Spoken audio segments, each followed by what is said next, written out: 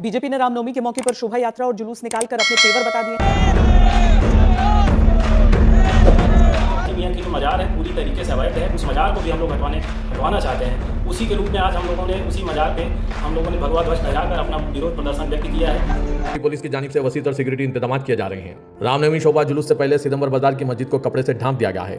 ये जुलूस आज मैं उस बड़े बुलडॉग ओवैसी को कहना चाहूंगा, क्योंकि अब वक्फ बोर्ड पर कानून बिल आ गया है, कानून पास हो गया है, और इस गदा से जो खाता है ना वो वापिस नहीं आता, वो 72 हूरों के पास चले जाता है। ये वो बजरंगबली का गदा है। साथ ही साथ वो दिन दूर नहीं मेरे मित्रों, वो दिन दूर नहीं। हमारे भारत को हिंदू राष्ट्र बनाना है, हिंदू राष्ट्र बनाना है ना, हिंदू राष्ट्र बनाना है ना।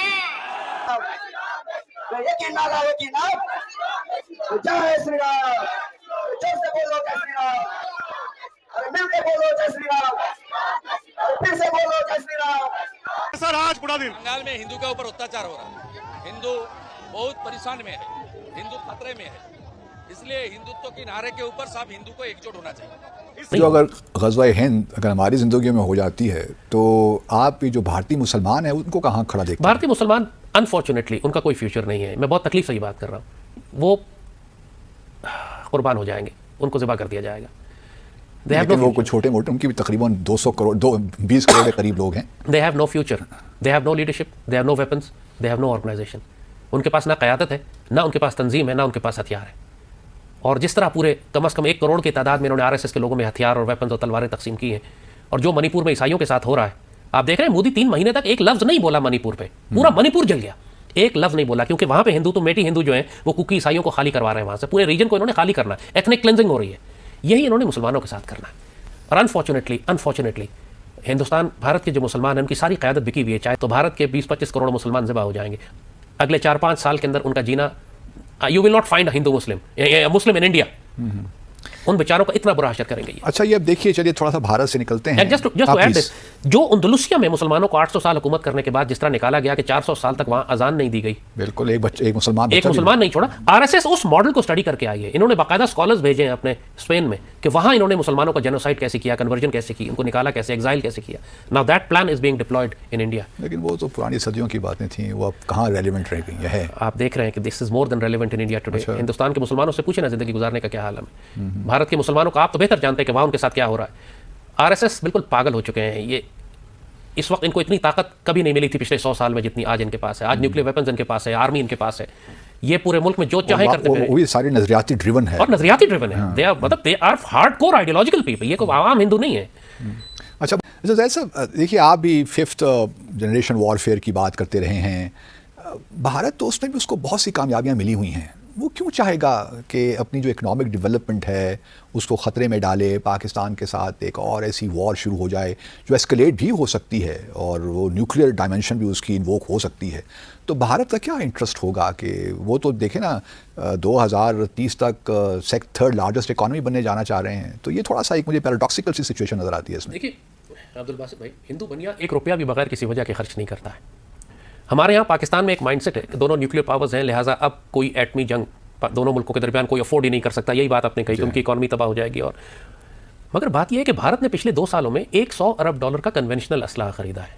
$100 बिलियन ऑफ कन्वेंशनल वेपन्स उन्होंने S-400 सिस्टम। लेकिन उसकी वजह से हमारा न्यूक्लियर थ्रेशोल्ड नीचे आ गया है ना। न्यूक्लियर थ्रेशोल्ड, उनको मालूम है कि हमारा न्यूक्लियर थ्रेशोल्ड क्या है, और द डॉक्ट्रिन जो वो बिल्ड कर रहे हैं वो इसीलिए है कि हम अपने न्यूक्लियर वेपन्स तक जा ही ना सकें, क्योंकि हमारे पास उनकी इस कन्वेंशनल फोर्स को रिस्पॉन्ड करने के लिए कंपैटिबल फोर्स है ही नहीं। जो कोल्ड स्टार्ट डॉक्ट्रिन है, उनकी कोल्ड स्टार्ट को अब उन्होंने डेवलप करके पहले इन्होंने इंटीग्रेटेड बैटल ग्रुप्स बनाए। इंटीग्रेटेड बैटल ग्रुप्स के बाद अब वो थिएटर कमांड करा रहे हैं। थिएटर कमांड का मतलब है कि एक आर्मी जिसमें आर्मी, नेवी और एयरफोर्स तीनों शामिल होंगी अंडर वन कमांड, और ये इन्होंने सारी की सारी पाकिस्तान के सामने लाकर लगाई है।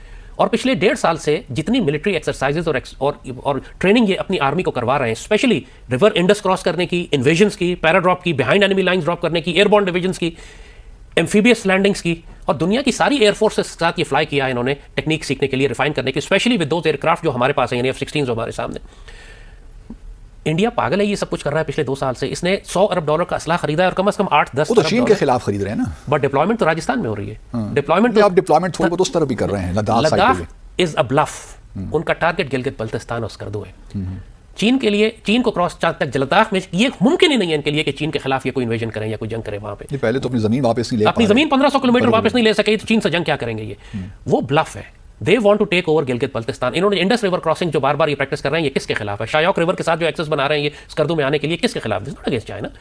हम पाकिस्तानी बहुत बड़े धोखे में अपने आप को रखेंगे। यूक्रेन का मैं देखता हूं कि जब रशिया डिप्लॉयमेंट कर रहा था 1500-1600 किलोमीटर के एक्सेस के ऊपर, तो यूक्रेन में भी यही माइंडसेट था कि ब्लफ कर रहा है, ऐसा हो ही नहीं सकता, नेटो हमारे पीछे है, रशिया तो इन्वेड ही नहीं करेगा, हमें बैकिंग है पूरी दुनिया की, रशिया ने इन्वेजन कर दी। हम पाकिस्तानी भी इसी ब्लफ में है। और इंडियंस न सिर्फ डिप्लॉय हो चुके हैं बल्कि उनकी डॉक्ट्राइन जिस तरह वो रिवॉल्व कर रहे हैं, रशिया से सीख रहे हैं। यूक्रेन वो बाकायदा उन्होंने पूरे वॉर रूम बनाए हुए हैं जहां वो यूक्रेन जंग से सीख कर अपनी आर्मी को रियल टाइम में अडॉप्ट कर रहे हैं कि हमने वही इक्विपमेंट हमारे पास है रशियन जो हमने पाकिस्तान के खिलाफ इस्तेमाल करना है। मुझे ज़ाती तौर पर जैसे किया बार बार मैं कह रहा हूँ कि पाकिस्तानी कौम को मैं वार्न कर रहा हूँ कि ये लोग कहते हैं आर्मी को बताएं, उसको तनख्वाह मिलती है, फौज का काम है। बात ये कि ये जंग क्या यूक्रेन में सिर्फ फौज लड़ रही है या पूरी कौम को संभालना पड़ रहा है? अब ये जंगें फौज की नहीं होती, अर्बन वॉर शहरों में लड़ी जाती है। यूक्रेन के शहर खाली हो चुके हैं और खंडर बन चुके हैं।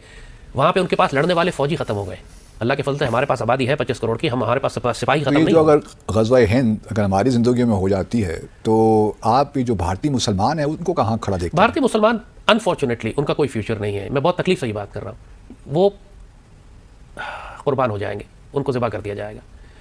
लेकिन वो कुछ छोटे मोटे, उनकी भी तकरीबन 200 करोड़ 20 करोड़ के करीब लोग हैं। They have no future, they have no leadership, they have no weapons, they have no organisation. उनके पास ना क़यादत है, ना उनके पास तंजीम है, ना उनके पास हथियार है। और जिस तरह पूरे कम से कम 1 करोड़ की तादाद में इन्होंने आरएसएस के लोगों में हथियार और वेपन्स और तलवारें तकसीम की हैं, और जो मणिपुर में ईसाइयों के साथ हो रहा है, आप देख रहे हैं मोदी 3 महीने तक एक लफ्ज़ नहीं बोला मणिपुर पे, पूरा मणिपुर जल गया, एक लफ्ज़ नहीं बोला, क्योंकि वहाँ पे हिंदू तो मेटी हिंदू जो है वो कुकी ईसाइयों को खाली करवा रहे हैं वहाँ से। पूरे रीजन को इन्होंने खाली करना है, एथनिक क्लेंजिंग हो रही है। यही इन्होंने मुसलमानों के साथ करना है। और अनफॉर्चुनेटली हिंदुस्तान, भारत के जो मुसलमान हैं उनकी सारी क़यादत बिकी हुई है। चाहे इन्होंने ज़िबा करवा दिया भारत के मुसलमानों को।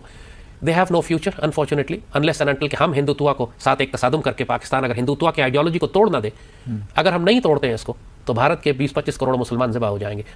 अगले 4-5 साल के अंदर उनका जीना, you will not find a Hindu Muslim in India. उन बेचारों का इतना बुरा हाशर करेंगे। अच्छा, ये अब देखिए, चलिए थोड़ा सा भारत से निकलते हैं। जस्ट टू ऐड दिस, जो अंदलुसिया में मुसलमानों को 800 साल हुकूमत करने के बाद जिस तरह निकाला गया कि 400 साल तक वहां अजान नहीं दी गई, बिल्कुल एक मुसलमान नहीं छोड़ा। आरएसएस उस मॉडल को स्टडी करके आई है। इन्होंने बाकायदा स्कॉलर्स भेजे हैं अपने स्पेन में कि वहां इन्होंने मुसलमानों का जेनोसाइड कैसे किया, कन्वर्जन कैसे की, उनको निकाला कैसे, एग्जाइल कैसे किया। Now that plan is being deployed in India. लेकिन वो तो पुरानी सदियों की बातें थी, वो अब कहाँ रेलिवेंट रह गई है? आप देख रहे हैं कि this is more than relevant in India today. Hindustan के मुसलमानों से पूछे ना जिंदगी गुजारने का क्या हाल है। भारत के मुसलमानों का आप तो बेहतर जानते हैं कि वहाँ उनके साथ क्या हो रहा है। आरएसएस बिल्कुल पागल हो चुके हैं। ये इस वक्त इनको इतनी ताकत कभी नहीं मिली थी पिछले 100 साल में जितनी आज इनके पास है। आज न्यूक्लियर वेपन्स इनके पास है, आर्मी इनके पास है, ये पूरे मुल्क में जो चाहे करते हैं। वो सारी नजरियाती ड्रिवन है, और नजरियाती ड्रिवन है। They are hardcore ideological people. ये कोई आवाम हिंदू नहीं है।